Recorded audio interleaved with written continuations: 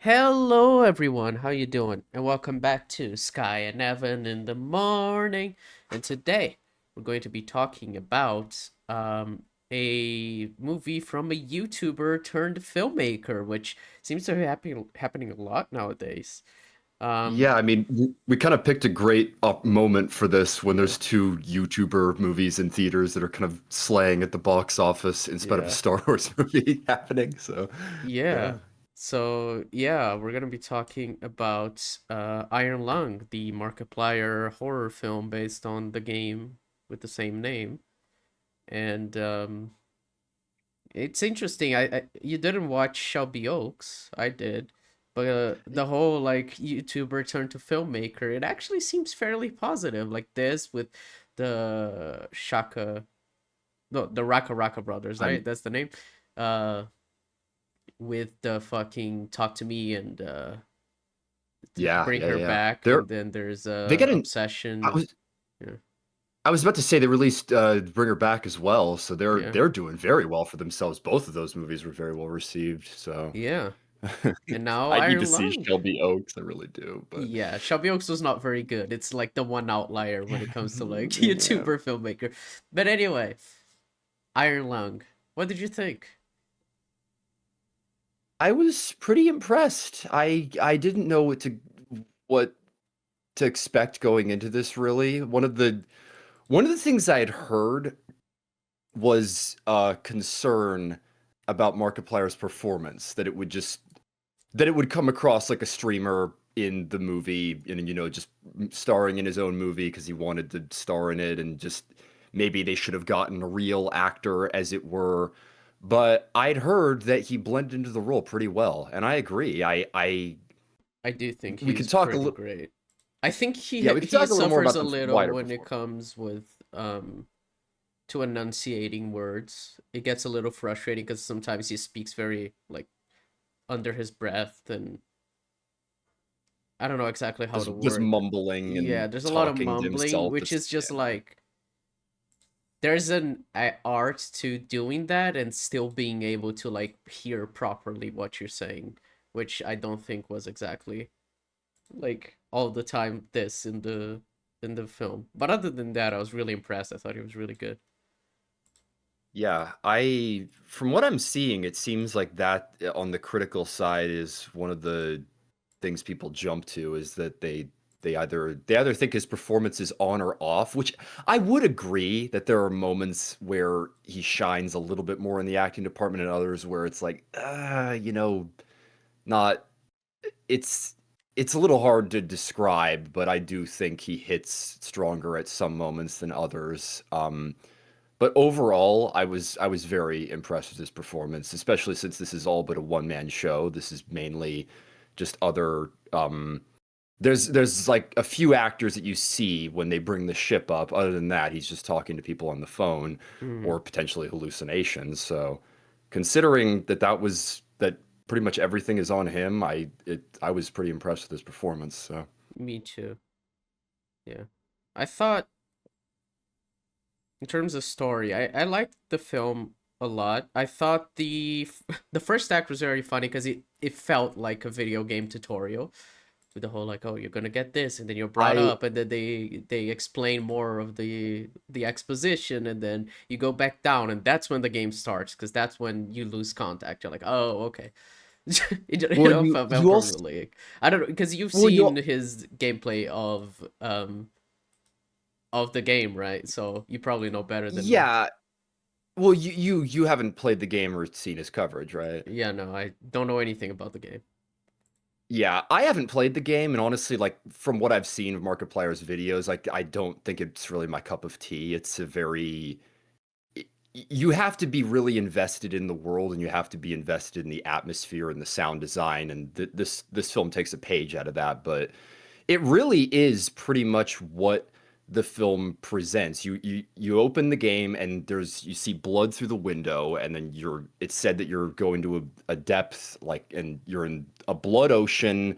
The whole lore of this world is that all the stars and planets inexplicably disappeared. So everyone that's alive is on space stations and they're trying to find some hope or some way to restore the planets, restore life. And of course, it just seems like such a pipe dream. But you're I don't remember if you're a prisoner. I think you might be. It makes sense, the whole using prisoners for this kind of work that no one would voluntarily want to do. Yeah. But you're welded into this vessel. They close the port window early on. There's no windows on this ship. It's tiny. And all you can do is orient the ship in a direction, move forward. And there's these little map markers that you're supposed to find.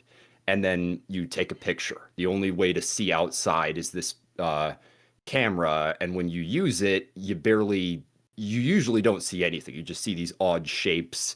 Most of the time they look like bones. So it's and you can hear shit outside of the ship. So there's a lot of like, what is that sound? Is something swimming by in the ocean of blood? So um but yeah, Markiplier played this when it came out, and I guess he just really loves this game because he was dead set on making a movie and making it himself, and he pulled it off. So yeah, like you were mentioning that it feels very video gamey at the beginning, and I would say that in a good way. There's moments where like the whole he needs to get a screwdriver and he uses the scissors Mm-hmm. for that. Like that felt like a very video game moment. You can't lift it because it's screwed, so you need to look around for a tool, and then eventually you find the tool that unlocks it. Yeah. So I do think like Markiplier probably brought that with the like his writing of the story because Oh, he plays a absolutely. lot of video games. He's a streamer, so Yeah. yeah. I think my thing with like my main point when I was mentioning that it feels very video gamey, it's the first act especially. It feels like a tutorial, and because of that, it feels a little like it drags a little. Like I don't know, I felt like we took way too long Well, in that first act until like things got moving because we were establishing everything at the pace a video game does. But video games they can do that because they take usually lots of hours to play through. So like a 30-minute tutorial is like fairly chill when it comes to video games. But for a movie, that first act, it felt like it was very slow, much slower than it should be.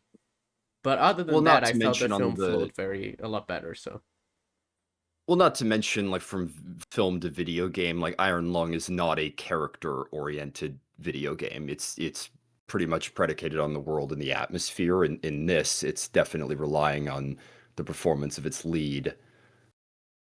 That was what kept me from watching this movie in theaters, it being 2 hours. I'm like, Mark, definitely should have been 90 you minutes. do you maybe think 90 minutes would have been served better? And having seen this film, I think honestly you just could have cut out freakouts. You could have cut out some of there's just a bunch of scenes where he's reacting to things and not all of it adds. I think you could have trimmed some of the fat and made this have a little bit of tighter pacing. Yeah, I think Um, for a bit of it, there's like some scenes that are very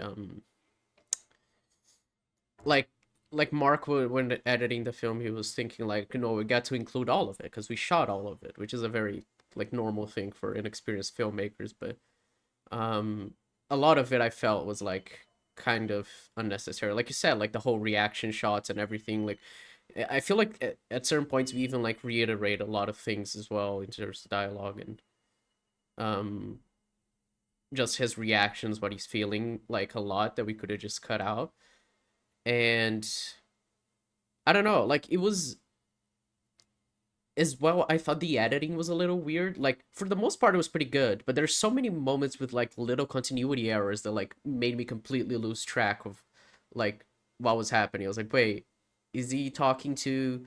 Is he talking well, or whatever? Like I don't know if it was meant to be like disorienting purposefully, but there are moments where like I don't think so. Like just the lip syncing doesn't match or like some weird continuity errors. There is the fact that like some continuity errors are like brought attention to the whole um radio that he had broken. Like that's one. So well, I don't know. I mean, the big thing towards the second half of this movie is that it's very heavily implied that he's kind of losing track of Yeah, reality because for one, he's low on oxygen. It's even said like how did he survive? Because he was like for down there for days when he came across like the eldritch being or whatever. But as well as that, there's the it's revealed early on. I really liked that as a subversion.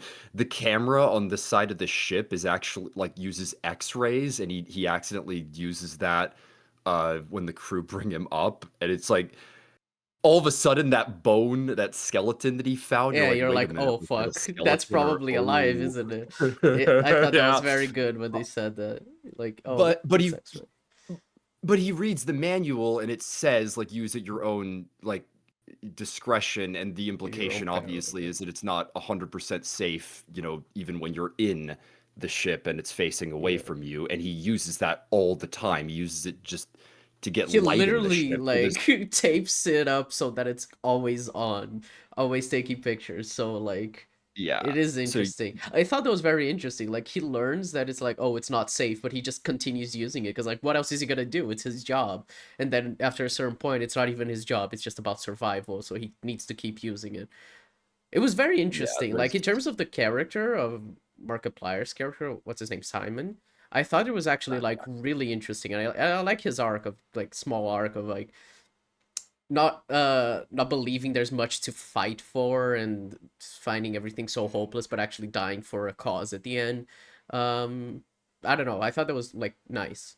I really liked him. I think the performance probably sells the character really well more than just like the writing, but I enjoyed it.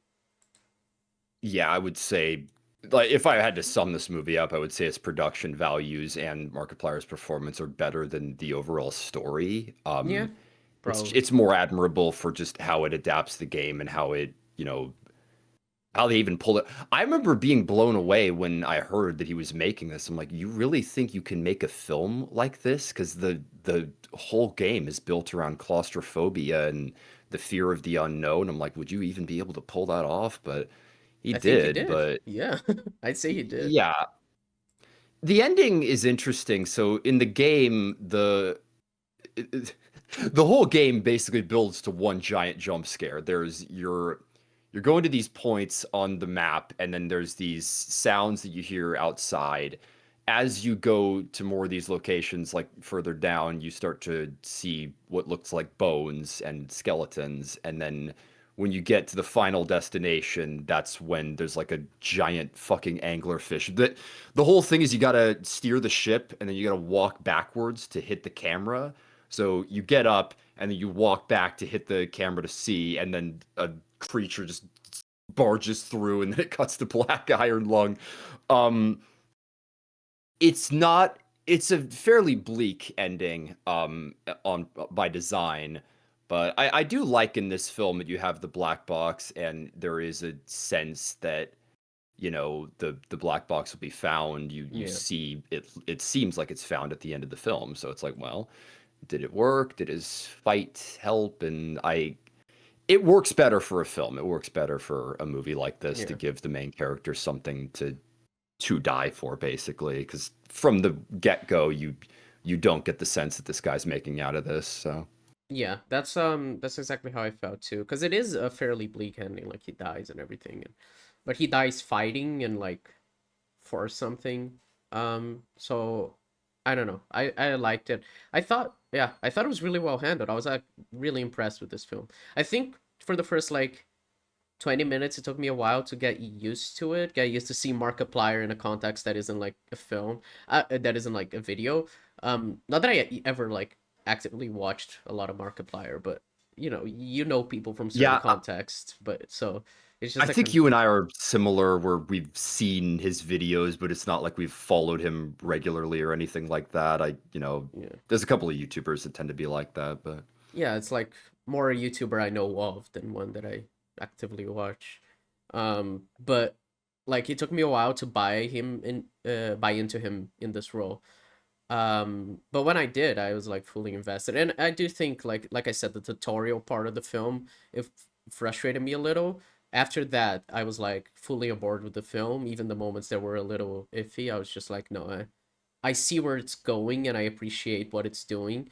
Um, so like I don't know. After getting through that first act, I think it's like it improves substantially. Even though I get the point of like a lot of what is included in the first act just in terms of setting up the world. Um, I don't know. I enjoyed it. I would say it's like for a directorial debut, like he wrote, directed, and starred in his own film, and not only did it gross a lot, which is awesome, but it's just a really solid film. Like it's not I, like I said, I'm not even a Markiplier fan. I just really enjoyed it. I think it's a really I mean, solid film. I skipped this in theaters, and I'm not necessarily going to say that I like regret that. I'm glad the movie made money and that people actually turned up to theaters. From what I understand, he was trying to get deals with other theaters, and similar to Digital Circus, it was one of those things where he was saying like recommend this, like talk to theaters, send them emails, send them letters, and say like we want to watch Markiplier's film.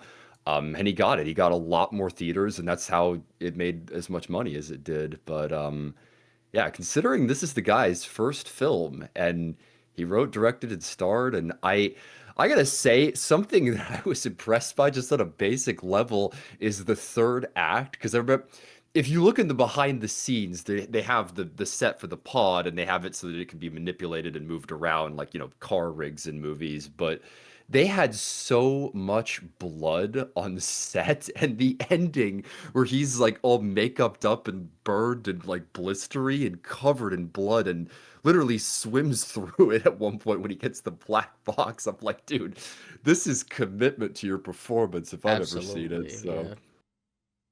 yeah.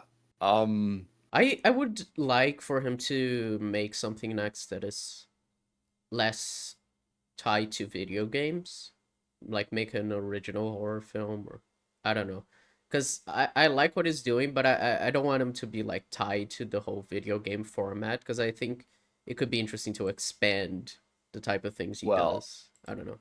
Well, I really would wonder. This is the thing with a lot of. I was mentioning that Talk to Me, the filmmakers behind that did bring her back, which I still haven't seen, but people said that that was Kino and really fucking disturbing. Yeah, Bring Her Um, Back's you probably know, like scarier than Talk to Me, like a lot. And I find Talk to Me fairly scary, so yeah. yeah, but it's like what will Chris Stuckman or Kane Parsons or anyone else who's in theaters now do next? Like this is a very unique video game to adapt, and it could largely be built around Markiplier, and maybe better for it because he clearly understands this game and he clearly loves it enough to make his own film. But I do wonder how good of a director he would be directing other actors more, with their Hmm. performances being that. I mean, I wonder what this film would have looked like if someone else starred in it, if he got like someone that was experienced in acting and did that for a living to do this and he was the one directing their performance. Like that's the real test of like him as a filmmaker moving forward. So I don't know if he wants to do anything else, but I mean, this movie was successful and we're in an interesting renaissance of YouTube filmmakers, which I love to see. So Yeah, I am curious. I would hope he would do more things. Um, just in terms of like he is someone who clearly his name is enough to get a lot of people in seats, which is very valuable in Hollywood. So you would think he would get a few opportunities based on that. Um, I don't know if he actually wants to do it or not. If he does, I'll be very, very intrigued by what he does next. And if not, if he just keeps doing YouTube videos, that's fine too.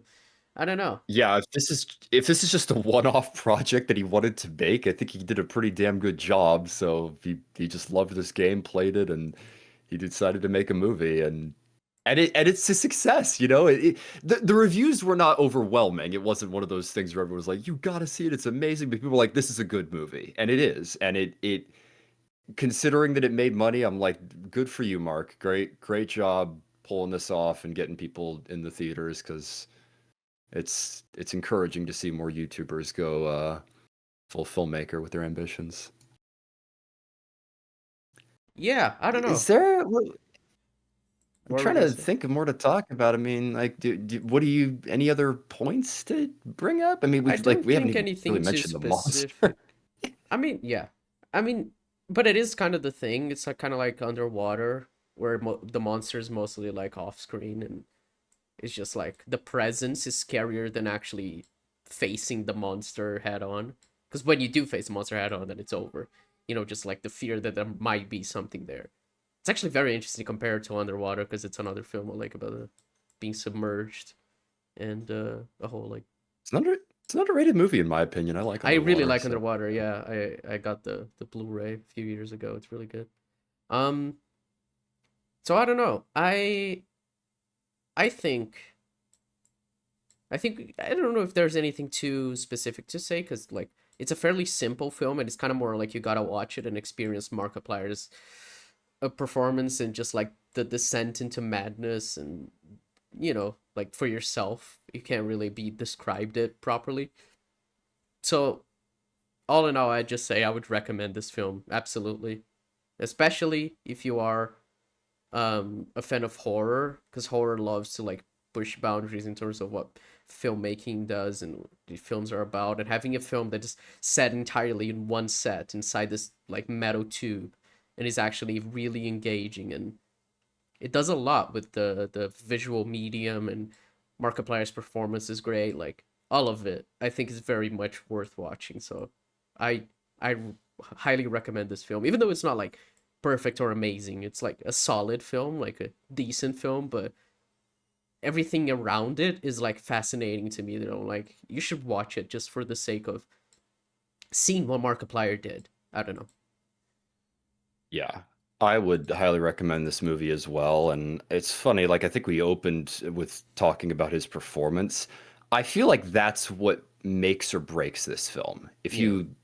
If you watch this film and you like it, you probably were a fan of Markiplier's performance. But I've seen other people say like no, or say that he's on or off, or that it's just a straight up bad performance. But considering I think he did a good job blending into the role, and really he's selling himself in a life or death situation, and I think he pulled that off. So I would recommend it for that alone, and just for this as a film. Like you said, if you're a fan of horror movies, if you liked the game, check this out because you will probably like this. Yeah. I mean, I had never heard of the game before the film came out, so but yeah, all right. Well, Evan, with that out of the way, it's your turn to My recommend turn. something. It is. I'm going with the movie I watched all the time when I was a kid. Hmm. It reminds me a little of Rocky, where I mentioned that I saw that when I was a kid, but I didn't really. It's the whole, difference between watching a movie when you're 17 or when you're like 7 years old, and then as an adult, you pick up on things you might not have picked up on when you were younger. But my family had the VHS, but as I sit here now, I don't remember that much of the movie because it's probably been like 15 years since I've seen it.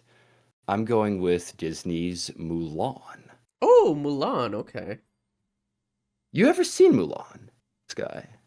I don't actually know if I ever watched that as a kid. If I did, I don't Interesting. remember. I know like the gist of the story, because like cultural osmosis, I guess. I know the whole, Yeah, the but songs and the like, yeah. it's pretty popular, but Yeah, and the songs are really good. So, but I don't think I ever watched it all the way through. I don't. I'm not sure, but that'll be an interesting one to see in retrospect. Plus, it's another one that people always often talk about in terms of like queer coding for characters, and it'd be interesting to see yeah. about that. Well, and Mulan as well being like an amazing Disney princess, like it's always a classic like guy answer to that. Like I had a friend who always said like favorite Disney princess is Mulan. I'm like, she counts. So yeah. I I'm so hazy on it. I'm sure certain scenes will come back to me when I watch it, but I'm really curious because others might completely surprise me. So Yeah. Um. All right. Well, we'll catch you next week then, folks, for Mulan. As always, catching things when they're topical, like 4 years after the remake. Came oh out. my God. How many years ago was that 2020? I think it's Wasn't it just 2021, right? 2020? It Maybe. was around the Mulan pandemic Mulan 2020. It was remake. 2020. You're right. Yeah, So 6 years. I I think said four. Jesus Christ. I think it was released on Disney. It was one of the first like Disney Plus exclusives. It was like before they Yeah. were releasing all the Marvel shows on Disney Plus. God damn it. It got banned. People really did not like it. I never watched it. I don't know, but geez, Louise. All right. Everything gets a live action remake. Everything does. But yeah, folks, that's it. Thanks for watching. We'll catch you next week with Mulan. Comment, like, subscribe. Patreon's in the description. I recently, when this episode comes out, my Lovely. next video about Jax from the Amazing Digital Circus being trans will already be out, so you go check that out on my main channel. Check it out. I've read the script. It's pretty good stuff. Yeah. And Digital Circus finale is Yeah, coming up it like will, this week, actually right? already be Yeah. out when this episode comes out, so that'll be interesting. We we may or may not do an impromptu video talking about that. I'm Yeah. probably gonna see it in theaters. I doubt it will be that hard after that initial rush. Have you been spoiled on Digital Circus I yet? have On the not for nothing. I just the leaks and really? nothing at all. So, which I'm very glad about because I'm like deep into Digital Circus Twitter, and I love the show and I have not gotten any spoilers whatsoever. So, it's all right. All right, well, we'll probably talk about that as well when it Yeah. comes out. So check out Skye's video. Yeah. All right, folks. See you later. Bye-bye. Bye bye.